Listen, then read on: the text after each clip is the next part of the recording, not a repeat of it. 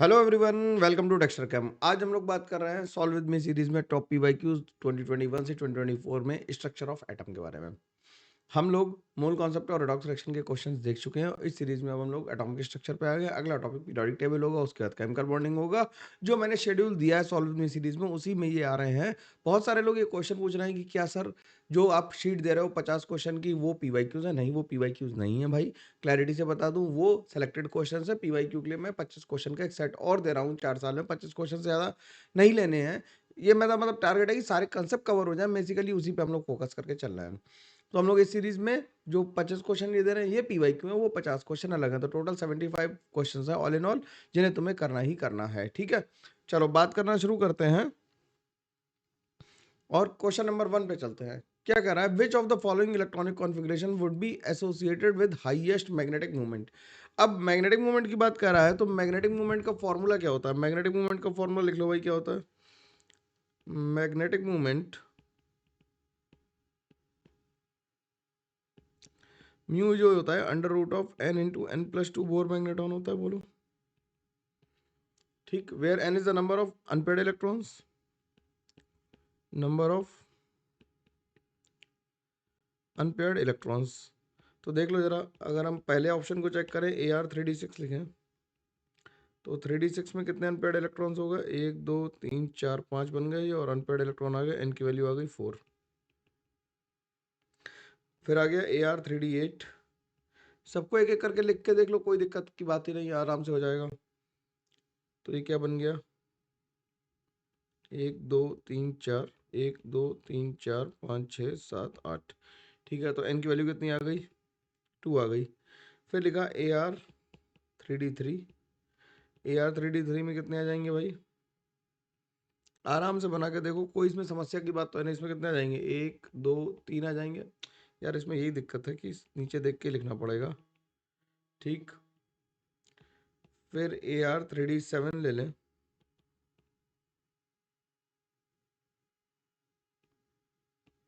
तो 7 इलेक्ट्रॉन्स आ गए इसमें। 5 हो गए, 6 और 7 हो गए, तो एन की वैल्यू 3 आ गई। तो सबसे ज़्यादा अनपेड इलेक्ट्रॉन किसमें है? सबसे ज़्यादा अनपेड इलेक्ट्रॉन किसमें है? सबसे ज़्यादा अनपेड इलेक्ट्रॉन ए में है, 1 में है। तो आंसर हमारा क्या हो जाएगा? 1 हो जाएगा। और इसका आंसर कितना आ जाएगा? म्यू की वैल्यू आ जाएगी under root of 4 into 4 plus 2, यानी कि under root of 24 Bohr magneton. ठीक, आराम से आंसर आ जाएगा, कोई इसमें परेशानी आएगी नहीं किसी को भी, किसी भी तरह की। ठीक है, अगला क्वेश्चन क्या कर रहा है? अगले क्वेश्चन पे चलते हैं। कर रहा है the number of electrons in all completely filled subshells having n equals to 4 and s equals to plus half is. n principal quantum number है और s स्पिन क्वांटम नंबर है।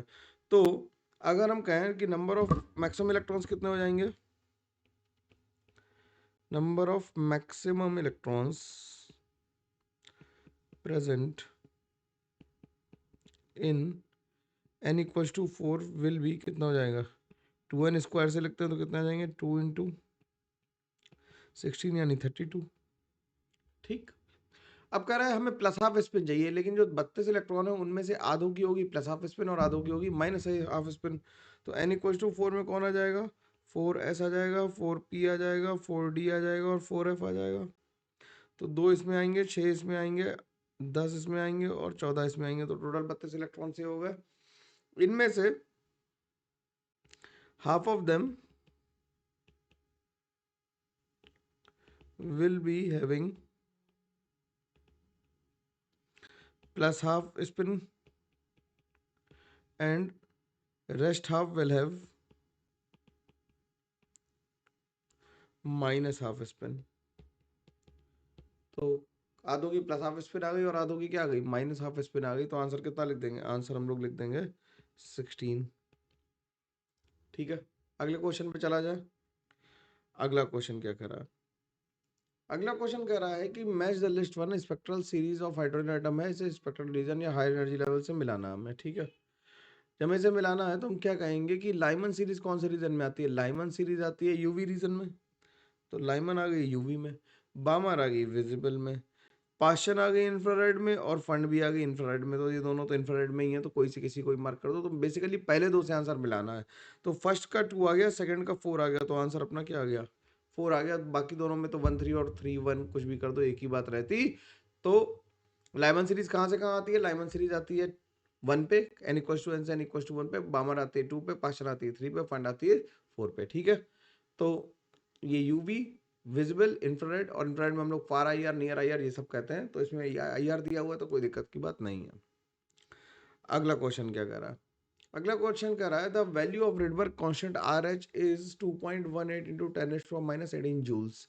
The velocity of electron of mass 9.1 into 10⁻31 in the Bohr's orbit of hydrogen atom is.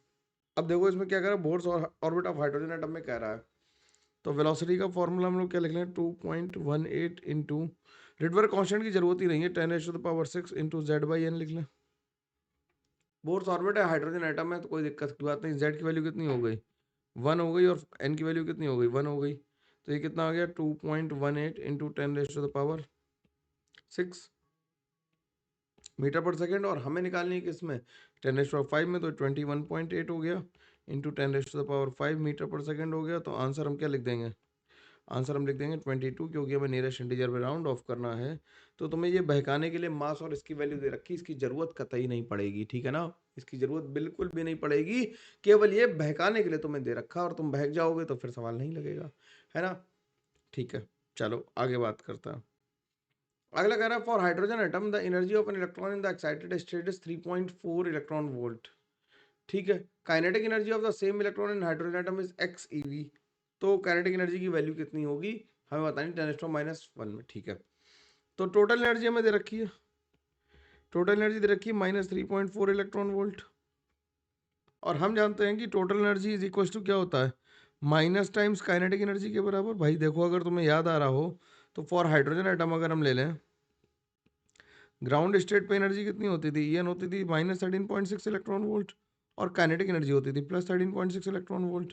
यही तो होती थी। Potential energy कितनी होती थी? पोटेंशियल एनर्जी होती थी -27.2 इलेक्ट्रॉन वोल्ट। तो एक रिलेशन तो हमें ये पता है कि total energy is equal to minus of kinetic energy, और दूसरी हमें ये याद रखना है वो potential energy is equal to -2 times kinetic energy है। ये भी रिलेशन इंपॉर्टेंट है, ये हमें ध्यान रखना है ना। ठीक, तो काइनेटिक एनर्जी कितनी आ गई? काइनेटिक एनर्जी आ गई माइनस की 3.4 प्लस की 3.4 ईवी, और इसे लिख देंगे 34 इंटू 10⁻⁻1 ईवी, यानी आंसर लिख देंगे 34। सीधा सीधा सवाल है, ज्यादा बिल्कुल भी दिमाग लगाने की जरूरत नहीं है, ठीक है ना? बस तुम्हारे दिमाग में फॉर्मूला अगर नहीं आ रहा है तो फिर प्रॉब्लम है, अगर फॉर्मूला आएगा तो कोई प्रॉब्लम ऐसी आने वाली नहीं है। अगला सवाल क्या कह रहा है, the candela is the luminous intensity. ये ल्यूमिनस इंटेंसिटी का फॉर्मूले पे सवाल है सीधा, ठीक है। ल्यूमिनस इंटेंसिटी जो डेफिनेशन है वो लिखी गई है, in a given direction a source that emits monochromatic light of frequency 540 into 10⁻12 hertz, 540 होती है, that has a radiant intensity in that direction of 1/683 watt per steradian. ठीक है, ये इसकी डेफिनेशन है, मैं लिख देता हूँ। तो आंसर तो इसका ही आ जाएगा, ये बिल्कुल डेफिनेशन है, इसे याद करना है, रिमेंबर करना है, याद रखना है इसे, ठीक है ना? इसलिए ले लिया कि कभी ऐसा सवाल आ जाए तो तुम्हें कम से कम इसकी कैंडला की डेफिनेशन तो याद ही हो। तो लिख देते हैं, the candela is defined as, the candela is defined as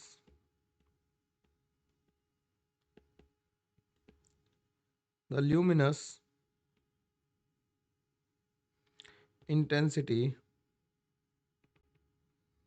luminous intensity of a source, पूरी वही लिखनी है जो ऊपर लिखी हुई, source that emits monochromatic radiation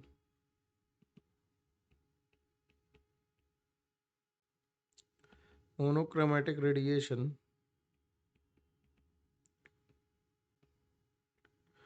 of frequency 540 into 10⁻12, ये ए की वैल्यू है, ठीक, ठीक है, हर्ट्ज, एंड दैट हैज, ऊपर से देख के लिखनी है definition, that has a radiant intensity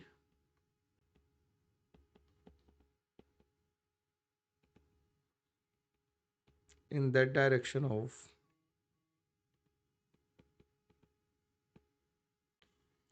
1/683 watt पर स्टेरेडियन, तो ये वैल्यू बी की हो गई। ठीक, तो बिल्कुल ये सीधा सीधा सवाल था, लेकिन कई लोगों को इसमें दिक्कत होती है कि सर इसमें कैसे याद करेंगे। भाई इसे याद रखना, कोई इसमें जुगाड़ नहीं कर सकते, सवाल को लगा के याद ही करना पड़ेगा। ठीक, अगला सवाल क्या कह रहा है, based on Heisenberg uncertainty principal. Heisenberg uncertainty principal याद आना चाहिए कि हम इकट्ठा मोमेंटम और पोजीशन सही से नहीं बता सकते सही से। The uncertainty in the velocity of the electron is found to be within an atomic nucleus of diameter 10⁻15 is. अब कह रहा है कि हमें ये पता है delta P into delta x की वैल्यू किसके बराबर होगी, मिनिमम अगर हमें अनसर्टेनिटी करनी तो h/4 पाई के बराबर होगी। तो m को लिख लेते हैं डेल्टा वी और डेल्टा एक्स हो गया, p को लिख लिया m इंटू डेल्टा वी और ये हो गया p हो गया क्या, डेल्टा वी हो गया m डेल्टा वी। तो डेल्टा वी की वैल्यू जो आ गई वो आ गई h/4 pi into delta x into 1/m। सबकी वैल्यू रख दो, इसकी वैल्यू दी 6.626 इंटू 10⁻⁻34, ये हो गया 4 इंटू 3.14। डेल्टा एक्स की वैल्यू दे रखी है वो 10⁻⁻15 दे रखी है तुम्हें, और मास की वैल्यू दे रखी है 9.1 इंटू 10⁻⁻31।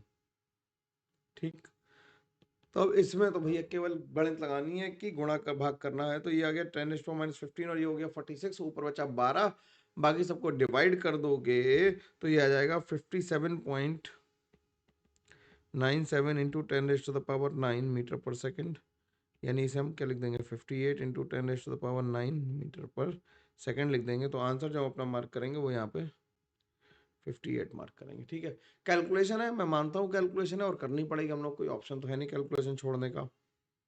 अगला सवाल क्या कह रहा है, अगला सवाल कह रहा है it is observe that the characteristic X ray of the element show regularity when the frequency to the power n, that is nu power n of x-ray emitted is plotted against the atomic number z, the following graph is obtained। ठीक है, तो हमें n की value बतानी है, तो हमें पता है कि under root nu is equal to क्या होता है, इस प्रोपोर्शनल होता है किसके, z माइनस बी के। तो न्यू की पावर कितनी आ गई 1/2, इस प्रोपोर्शनल आ गया z माइनस बी के, तो ये प्रोपोर्शनलिटी वाली लाइन आएगी, तो आंसर क्या आ जाएगा 1/2। ये तो सिंपल मोजलेस लॉ है। ठीक, अगला क्या कह रहा, अगला कह रहा है कि according to Bohr's model of hydrogen atom the angular momentum of an electron in a given stationary state is quantised. बिल्कुल सही बात है कि गिवन स्टेशनरी स्टेट में angular momentum mvr equals to nh/2 था, वो क्वांटाइज्ड होगा। तो ये तो स्टेटमेंट सही है। अगला कह रहा है the concept of electron in Bohr's orbit violates the Heisenberg uncertainty principle. बिल्कुल इसे वायलेट करता है, ये एनसीईआरटी की लाइन लिखी हुई है, एनसीईआरटी में डिट्टो लिखा हुआ है। क्यों ये वायलेट करता है, क्योंकि अगर हमने एक रीजन में उसे फिक्स कर दिया तो उसकी पोजीशन हो गई फिक्स और हम उसकी वेलोसिटी आराम से निकाल पाएंगे, तो अनसर्टेनिटी प्रिंसिपल काम नहीं कर पाएगा, तो उसे ये वायलेट करता है। तो आंसर क्या आ जाएगा, बी आ जाएगा। अगले सवाल पे चल सकते हैं।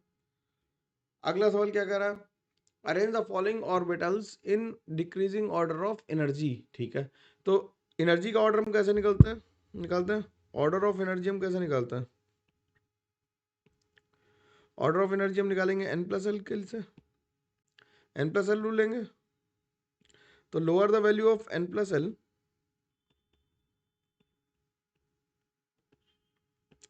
lower the value of n+l, lower will be the energy।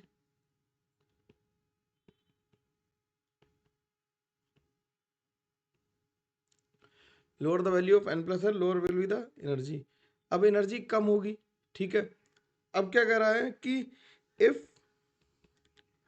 two orbitals have same value of n+l, then lower the value of n, lower the value of n, lower will be the energy।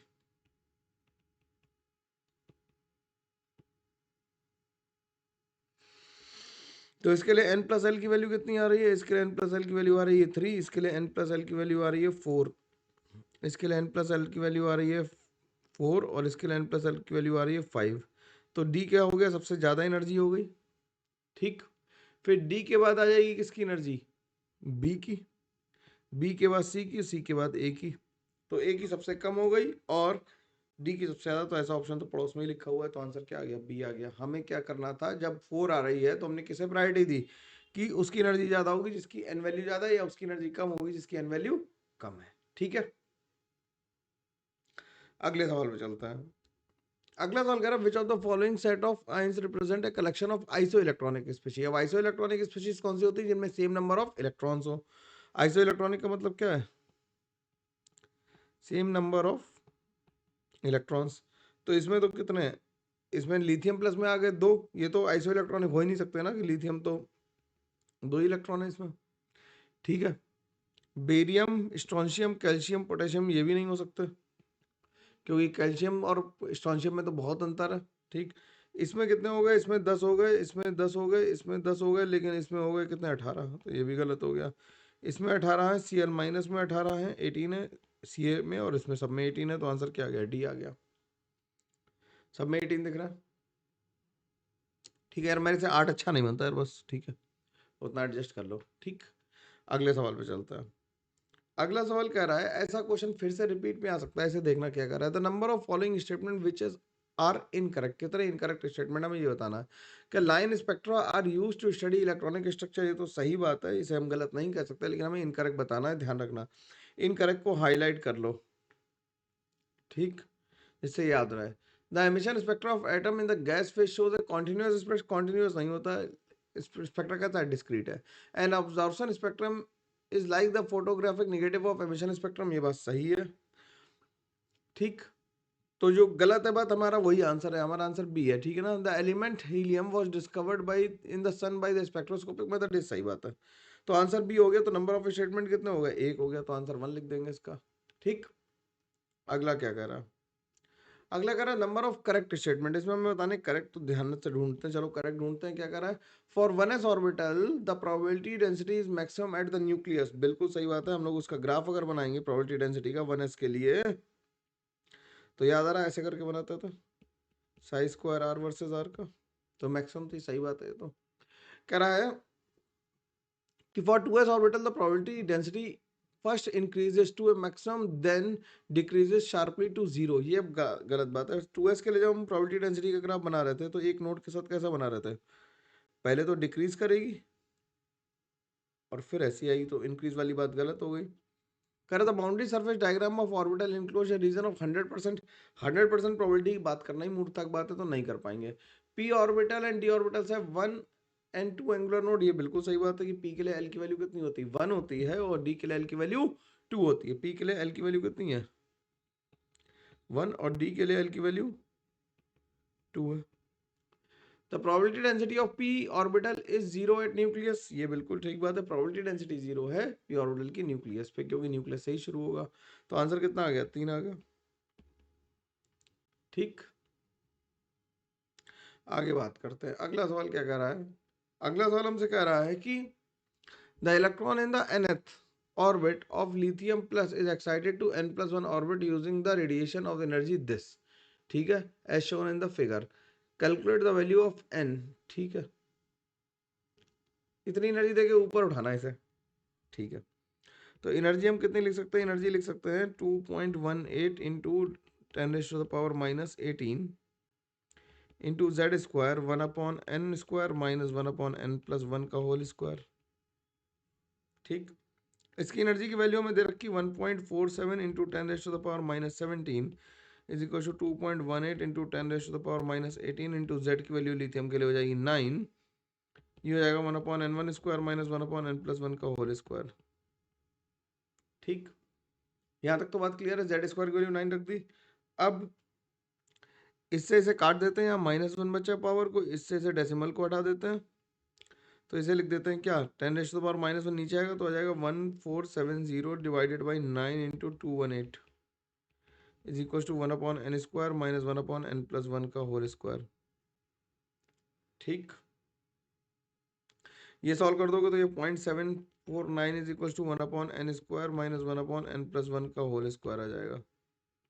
ठीक, अब क्या करो, अब n की value क्योंकि integer है डाल के देख लेते हैं, तो फॉर n इक्वल टू 1 डाल के देख लो। अगर 1 के डाल के देखोगे तो ये 1 माइनस 1/2 ये कितना आ जाएगा, 1 प्लस 1/4 कितना आ जाएगा, ये आ जाएगा 0.75।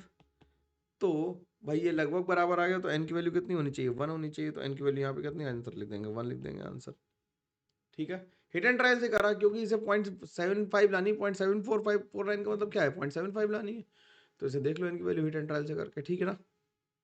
अगला सवाल, अगला का सवाल कह रहा था value of work function for a few metals are shown below, the number of metals which show photo electric effect when the light of wavelength 400 angstrom falls on it.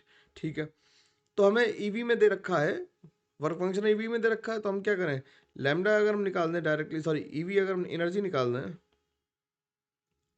Energy किसमें होती है 12,400, अगर हमें एंगस्ट्रॉम में दी होती तो 400 लेते, 1240 upon lambda. तो ये हो गया 1240 डिवाइडेड बाई लैम्डा हो गया 400, तो ये आ गया 3.1 इलेक्ट्रॉन वोल्ट। तो इतनी एनर्जी ये इंसिडेंट लाइट की एनर्जी है, ये क्या है, एनर्जी ऑफ इंसिडेंट लाइट है, एनर्जी ऑफ इंसिडेंट लाइट है।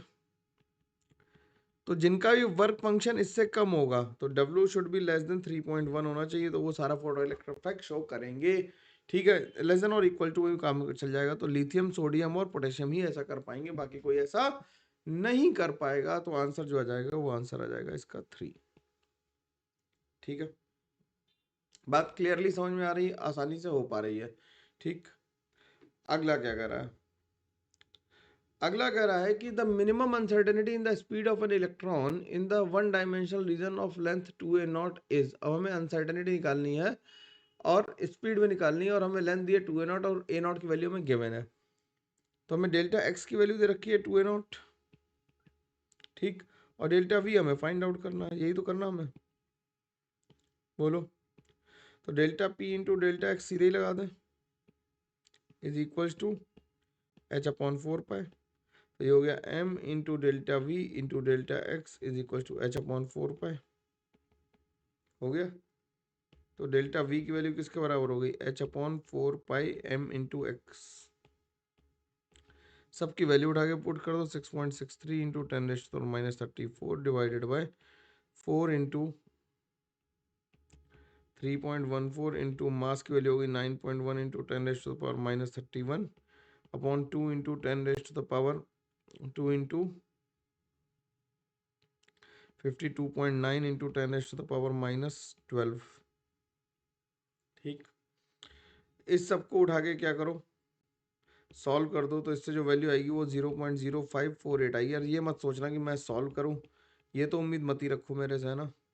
तो इसे लिखते हैं क्या, 548 इंटू 10⁻³ मीटर पर सेकेंड, यानी 548 किलोमीटर पर सेकेंड की अनसर्टेनिटी है। किलोमीटर पर सेकेंड की 548 कितना वेग नंबर आ गया ना, तो हमें किलोमीटर पर सेकेंड निकालना था, तो 548 आंसर लिख दिया। ठीक है, अगला सवाल देखो, अगला कह रहा है identify the incorrect statement of the following. Incorrect ध्यान से पढ़ना, इनकरेक्ट और करेक्ट में कंफ्यूजन नहीं होना चाहिए किसी को। कह रहा है कि a circular path around the nucleus in which an electron move is possessed by Bohr's orbit. बिल्कुल ठीक बात है, ये तो बोर ने प्रपोज किया था कि बोर ऑर्बिट में इलेक्ट्रॉन मूव करेगा, ये सही बात है, लेकिन ये आंसर नहीं है अपना। An orbit is the one electron wave function of an atom. हाँ सही, orbital one electron wave function भी है। कह रहा था existence of Bohr's orbit is supported by hydrogen atom spectrum. बिल्कुल ठीक बात है, लेवल्स दिखाई दे रहे थे। Atomic orbital is characterized by the quantum number n, l और m भी चाहिए हमें। इसे n और l से क्या आ जाएंगे, सब शेल आ जाएंगे, लेकिन हमारे पास क्या नहीं आएंगे, ऑर्बिटल नहीं आएंगे। तो आंसर हमारा क्या आ जाएगा, डी आ जाएगा। डी इनकरेक्ट है, किसके लिए, हमें m की और वैल्यू चाहिए होगी, मैग्नेटिक क्वांटम नंबर की वैल्यू और चाहिए होगी, तभी ये आंसर सही हो सकता है। ठीक, अगला क्या कर रहा है, when an excited electron of hydrogen atom falls from n equals to 5 to ground state, the number of spectrum lines observed is। तो इसके लिए तो हमें फॉर्मूला पता है, नंबर ऑफ स्पेक्ट्रल लाइन कैसे निकालेंगे, नंबर ऑफ स्पेक्ट्रल लाइंस का फॉर्मूला तुम इसे n इंटू एन माइनस 1/2 लिख दो, या फिर मैं इसे लिखता हूँ n2 माइनस n1, हमेशा जो कॉमन फॉर्मूला है वही लिखेंगे, डिवाइडेड बाई 2। तो n2 की वैल्यू हो गई कितनी 5, और n1 की वैल्यू हो गई कितनी 1। तो ये आ गया 5 minus 1 into 5 minus 1 plus 1 divided by 2, तो ये हो गया 4 इंटू 5/2 यानी कि 10 आ गया। ठीक है, इससे सरल सवाल तो हो भी नहीं सकता, सीधा सीधा था। अगला सवाल देखो, अगला सवाल कह रहा विच of the following is the correct plot for the Sai square of a function of distance r for 2s orbital. 2s orbital में नंबर ऑफ नोड्स कितने आ गए? नंबर ऑफ नोड्स कितने आ गए 2s ऑर्बिटल में? रेडियल नोड जो आ गए, number of radial node लिख देते हैं। रेडियल नोड्स कितने आ गए? 2 माइनस 0 माइनस 1 यानी n माइनस l माइनस 1 होता है, तो यानी कि 1 आ गया। और साई स्क्वायर का ग्राफ नेगेटिव नहीं हो सकता, तो एक नोड से ये नेगेटिव नहीं हो सकता, तो ये नहीं होगा, ये नहीं होगा, इसमें नोड ही नहीं है, नो नोड। इसमें 2 नोड आ रहे हैं, तो ये भी गलत हो गया। केवल क्या बचा? सी बचा, जिसमें एक ही नोड आ रहा है ये। ठीक है, अगला सवाल क्या कह रहा है? अगला सवाल कह रहा है consider the following statement which of the following statements are correct कह रहा है। The principal quantum number n is a positive integer whose values are n1 2 3। n की वैल्यू 1 2 3 हो सकती है, बिल्कुल सही बात है। कह रहा है azimuthal quantum number l for a given n can have values from l equals to 0, तो सही है, to l equals to n minus 1 तो होती है, इसमें n तक दे रखी है, तो ये स्टेटमेंट गलत हो गया। कह रहा magnetic quantum number ml for a particular l has 2l plus 1 values, ये बिल्कुल सही बात है। कहाँ से कहाँ तक होती है? m की वैल्यू होती है minus l to 0 to plus l, तो कितनी हो गई टोटल? 2l प्लस 1 वैल्यूज हो गई। Plus half and minus half are possible orientation of electron spin, बिल्कुल सही बात है।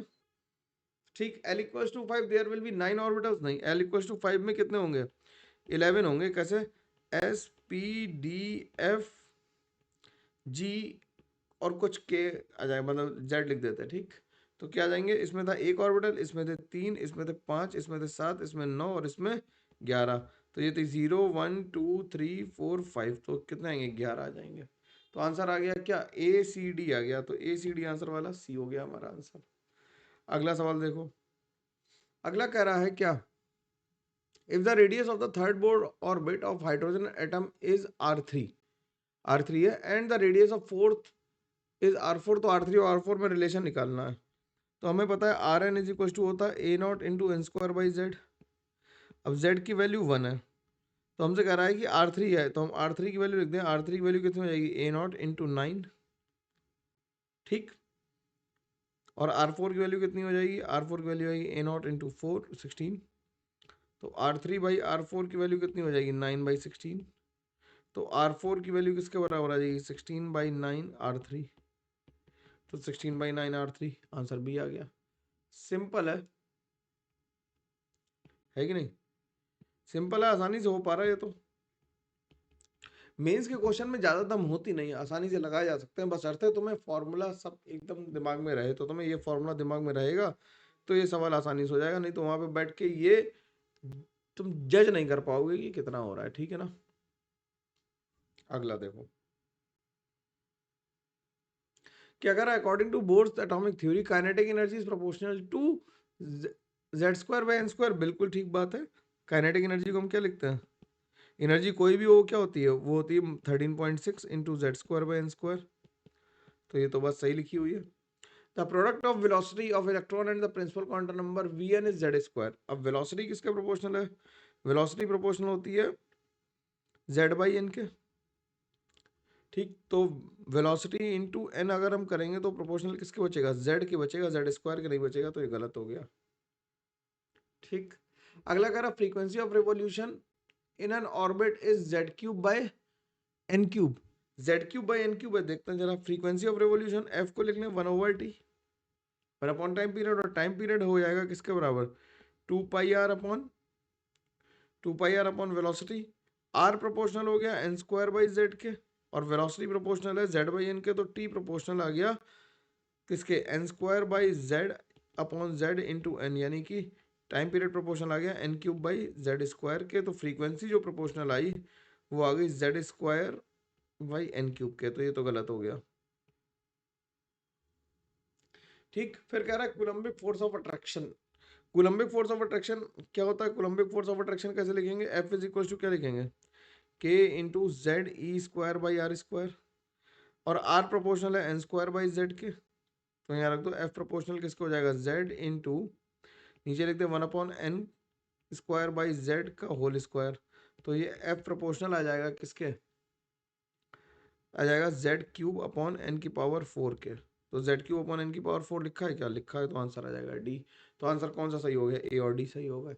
ये अब तुम्हें धीरे धीरे करके ये बातों को समझना पड़ेगा कि हम इन्हें याद नहीं कर रहे हैं, लेकिन हम इन्हें सही से डिराइव कर रहे हैं। हमने क्या किया, फ्रीक्वेंसी को 1 टाइम पीरियड लिख दिया, ये तो सबको पता है यार, कोई ऐसा नहीं ये नहीं पता हो। और टाइम पीरियड को 2 पाई आर अपॉन वेलोसिटी लिखा, डिस्टेंस अपॉन टाइम, डिस्टेंस कितना है 2 पाई आर, और वेलोसिटी हो गई v, सबकी प्रोपोर्शनैलिटी रख दी। और मैं कई बार कहता हूँ कि ये क्वेश्चन हमेशा आते रहते हैं और आगे भी आते रहेंगे।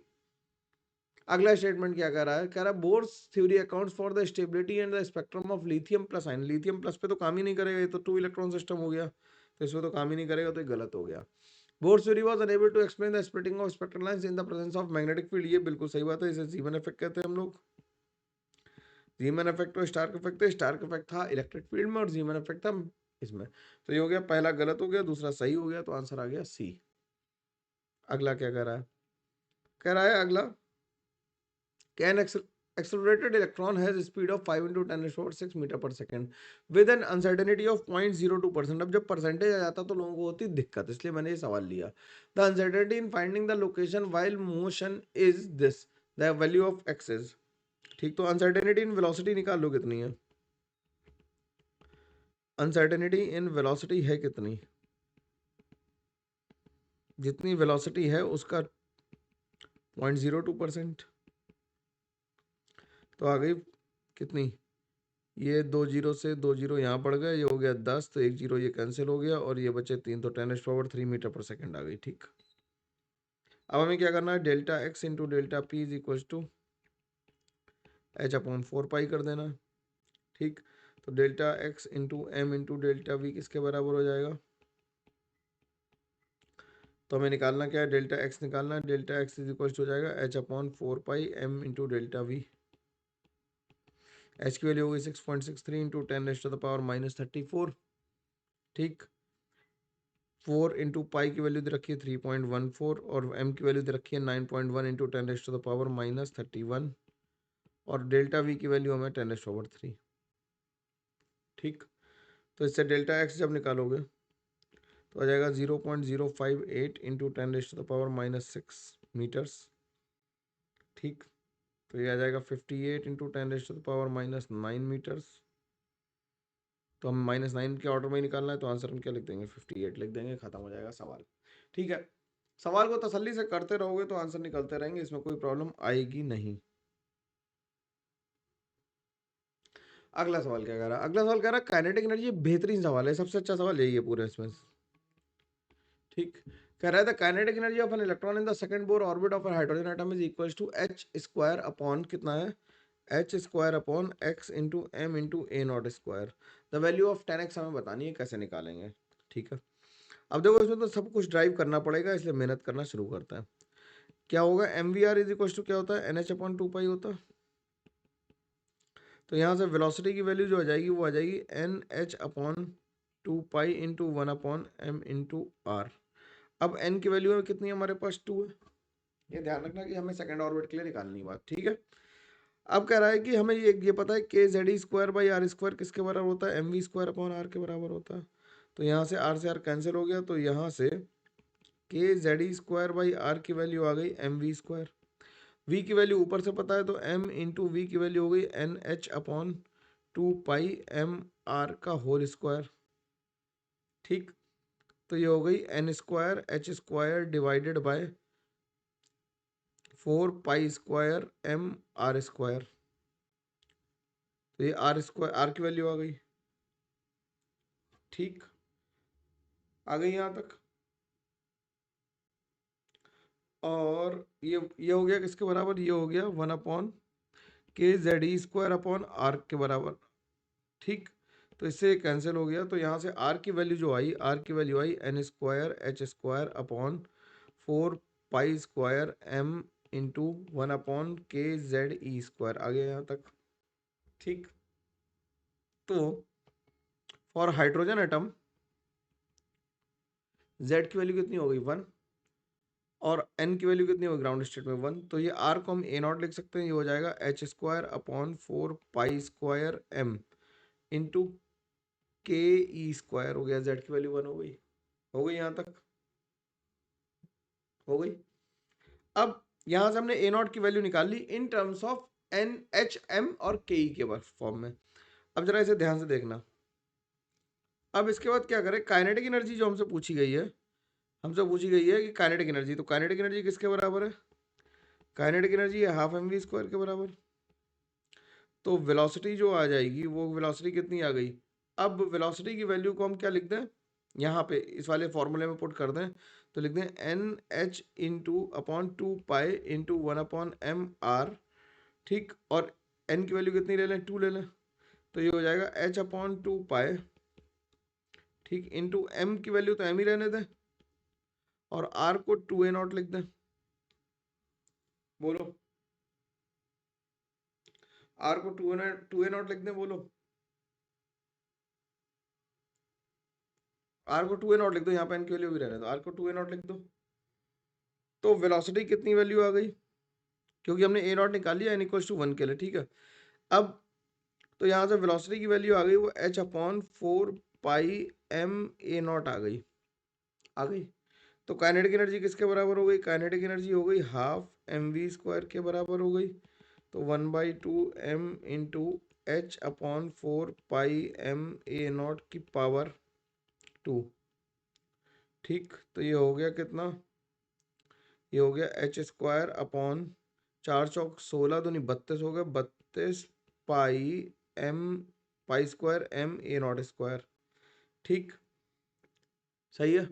अब जो हमें वैल्यू दी है वो H square upon x M A naught square दे रखी है, तो काइनेटिक एनर्जी की वैल्यू हमें दे कितनी रखी है, h square upon x M A naught square को इक्वल टू कर दो h square upon 32 pi square m ए नॉट स्क्वायर के, इससे ये कैंसिल हो गया, एच स्क्वायर से एच स्क्वायर कैंसिल हो गया, तो एक्स की वैल्यू आ गई 32 पाई स्क्वायर, एक्स की वैल्यू कितनी आ गई 32 पाई स्क्वायर आ गई 32 पाई स्क्वायर मतलब 32 इंटू 3.14 का होल स्क्वायर। अब इसे बस वैल्यू को मल्टीप्लाई कर दो तो आ जाएगा 315.5, और हमें 10x की वैल्यू बतानी, तो 10x की वैल्यू किसके बराबर हो जाएगी 3155 के बराबर आ जाएगी। तो यहाँ पे हमने x की वैल्यू 3155 निकाल ली। ये सवाल को करने के लिए काफ़ी सारा डेरिवेशन करना पड़ा और ये मेंस का सवाल है ना। तो इस तरह के सवाल भी पेपर में बनते हैं जिन्हें अच्छे से करना जरूरी होता है और इन्हें हमें अच्छे से ही करना चाहिए, ठीक है। बात समझ में आ गई बिल्कुल, यहाँ तक बात क्लियर हो गई।